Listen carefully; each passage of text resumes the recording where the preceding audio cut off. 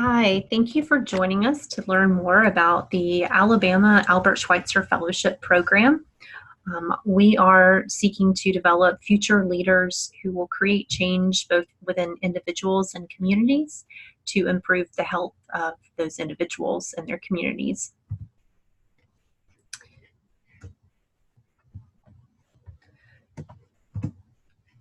So I would say that our program is for you if these things interest you at all. Hands-on service, getting to really delve into what you may just be learning about as theories in your courses, but getting to actually apply that learning to try and make a difference in the community. We're also focused on personal development. We know that you have your own goals and ambitions and strengths as a future leader, and so that's our goal as well, is to help you discover those and to figure out how you can actualize them. And then lastly, we are also geared towards your professional development. No matter what field you're going into, we want you to be able to meet others who are in that field, meet others who are in other disciplines that you'll be working with on care teams, and ultimately just to expand your knowledge base. So we were founded by Dr. Albert Schweitzer, who became a physician late in life after being a musician and a theologian. He decided that he himself had been too engaged in theory and not enough in application. And so after completing medical school, he founded a hospital in West Africa. And many people would write to him and say, you know, Dr. Schweitzer, we want to come and work with you in Lamborghini. But he often told them, you know, you need to find your own Lamborghinis. And so that is what the domestic Albert Schweitzer Fellowship programs were started to do. And those were created starting back in 1992. The Alabama program was started in 2015. So we are working with our fourth group of fellows presently, and we are recruiting for the fifth group that would start in January 2020. So our mission really is about you as that next generation of professionals. Our goal is that you would not just use your skill set, but that you would specifically use it to serve and empower vulnerable people to live healthier lives and create healthier communities. And so it really is that focus on, you know, getting people within those underserved communities, which is where our mission lies. And so for this present kind of fall recruitment season, we are looking for students who can be in any graduate degree granting program, who will still be in their degree program through April 2021. So the fellowship will begin in January 2020 and runs 15 months, and you have to be in school that entire time. One of the other requirements is that you need to be available for orientation, which will most likely be that Saturday, January 25th through Sunday morning, January 26th. And our deadline to apply is November 4th. I'll tell you more about that coming up. But first, I think it's worth mentioning that we define health in the same way that the World Health Organization does, meaning that we're not just focused on physical well-being, but also mental and social. And as importantly, we want to make sure that we are not just treating the symptoms, but also addressing those root causes. And so more and more frequently, we have fellows who might be from a very clinical discipline, but who are interested in trying to address one of these social determinants. And I love this slide because it really gives you the breadth of what is meant by social determinants. So we have had students that are, you know, working kind of in that economic stability area, doing financial literacy programs. We have people who've been working, you know, more in the neighborhood and physical environment, doing more with like getting people exercising in safe areas, a lot of focus in education, whether, you know, mostly K through 12, but, or I should say mostly high school, but some other grades as well. And of course, a lot of focus on hunger and access to healthy foods. And the reason that we encourage our fellows to think about those ideas is that we know social environmental factors actually makes double the impact of healthcare when we think about causes of mortality.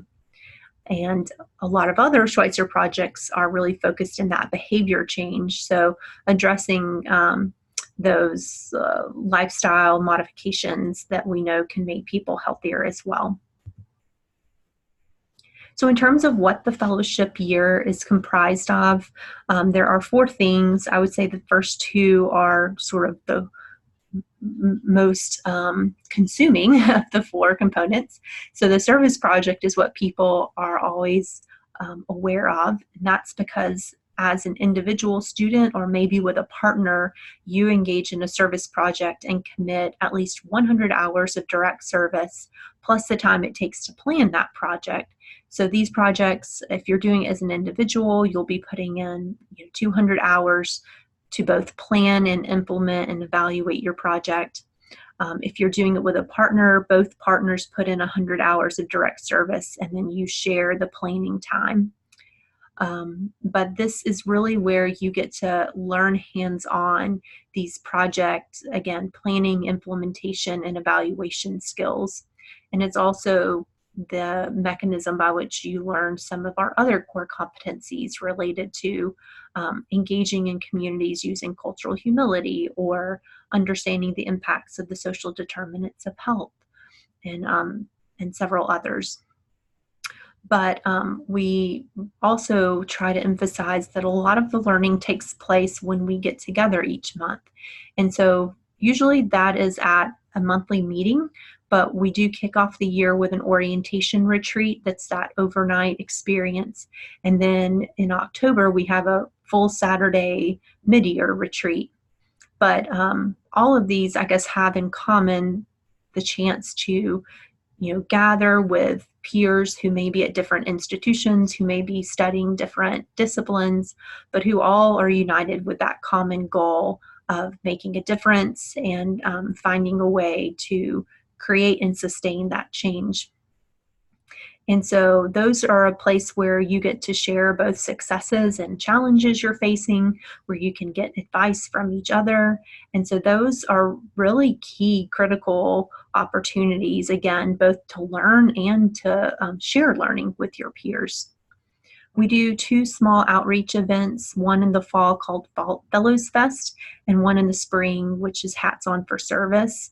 And you'll learn more about those, but just know that we use these also as an opportunity to improve public speaking skills on behalf of the fellows, and then also to just, again, kind of form a sense of community and engage in some service as a collective group. But you are not doing this alone.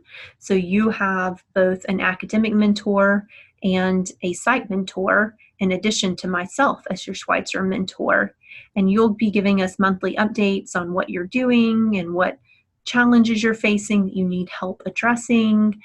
You'll be telling us what your plans are for the next month. And that's one venue that we have then to stay in contact with you and just make sure that we're all supporting you in the way that you most need us to be. The stipend is, I guess, another form of support in that it is $2,750 this upcoming year, and you receive that in installments that recognize you meeting different milestones in the program. And this is meant to offset the 200 hours that you're spending on your service project. So we really emphasize interdisciplinary and interinstitutional.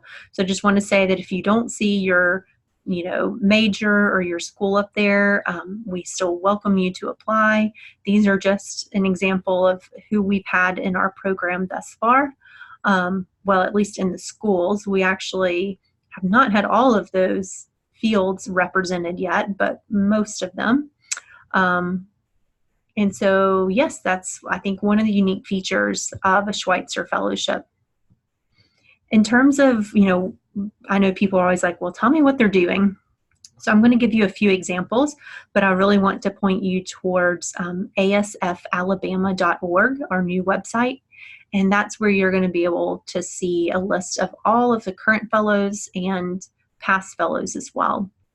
But we've had students who've done mentorship, kind of science-based career exploration with the high schoolers, who've done yoga and mindfulness with inner city youth, who have done support groups for individuals caring for loved ones with muscular dystrophy. We've also had students that have created senior visiting programs that have gone out and done home visitation as a way to provide social support to homebound elders. HIV screening using mobile testing units and referrals to care, and also programs that provide health education like diabetes or pre-diabetes training. So as you can see, it is a wide range of things that you can do and many more possibilities out there. So we're unique because you are not just plugging into some role that already exists at an organization. You are positing, what is an unmet need that exists, and you are finding a partner that allows you to work within their agency to do that. But because you are not just sort of a plug-in volunteer, you're really getting to learn and be challenged to grow in project planning and implementation and evaluation skills in a way that you wouldn't if you were serving in kind of an existing capacity. You're also being challenged to figure out, how do you balance this with everything else that you have going on in life, your courses, many of our fellows work, you're obviously engaged in other, extracurricular and social pursuits. And so how do you do that? And, that's really kind of an ongoing question that will continue to come up in your life. And so that's why this isn't a gap year program. We want you to do this during your regular life so that you can begin to develop those skills of creating balance. And the last thing I'll point out is just sustainability, that, we believe it would be a disservice to the community if we kind of swooped in and did something and then swooped out and essentially left a void. And so that's, there's never an easy answer for what sustainability looks like, but it's something that we're constantly considering and trying to figure out, how can we do this and be a good partner, not just during the year of service, but afterwards as well. So we sometimes have student groups that get created that will maintain the volunteer, experience. We'll have maybe it integrated into an internship or practicum. Others have just been able to train their agency on how to do what they were doing.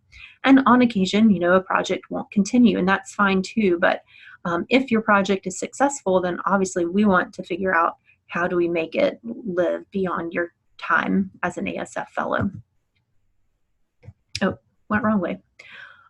So I would say, if I were speaking on behalf of the fellows, maybe two takeaways are that this experience is meaningful because it allows you to develop new traits and skills in yourself that you didn't realize. So things like flexibility and being responsive and adaptive.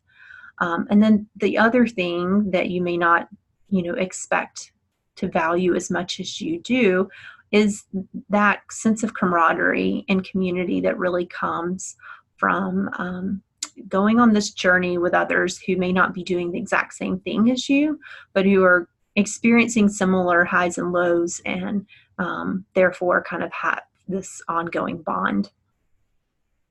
And that's worth mentioning too, that, we are one of 13 sites around the country of Schweitzer programs. And so the other thing is that it does unite you to fellows for life from throughout that network.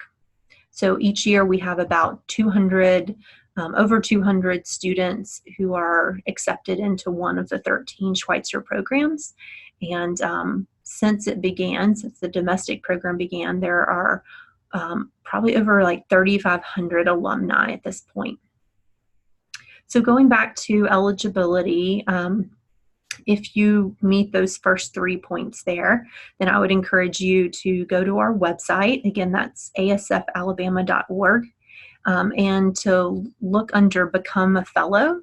And from there, you'll be able to see the application in its entirety.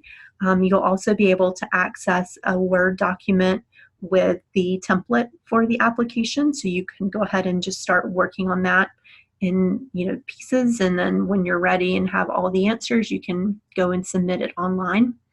Just make sure that you do so before the November 4th deadline. After November 4th, what will happen is that we will evaluate all of our applications. We'll make offers of interviews, and then the interviews will be conducted the week prior to Thanksgiving. Interviews are usually about a 20 to 30-minute process with roughly 3 members of our advisory council, and they'll just be asking you more questions, following up on what you already told them in your application. You'll also have an opportunity when you apply to submit a resume and your personal statement. And so again, the interview is really just another layer of getting to know you and figuring out how this fits into your long-term ambitions and how it will assist you in becoming a future leader to vulnerable populations. So I would love to hear from you all. I know you may have questions, and you can email or call me. We also have a contact us form on our website if you prefer to go that way. And I encourage you to follow us on any of these social media platforms that you may be on. We're regularly sharing updates about fellows that can give you a good idea of what projects are happening. We're giving application tips, photos from monthly meetings, just little tidbits to kind of let you see what the fellowship experience is like. Well, thank you again for tuning in, and I hope to hear from you before November 4th. Thanks so much. Bye.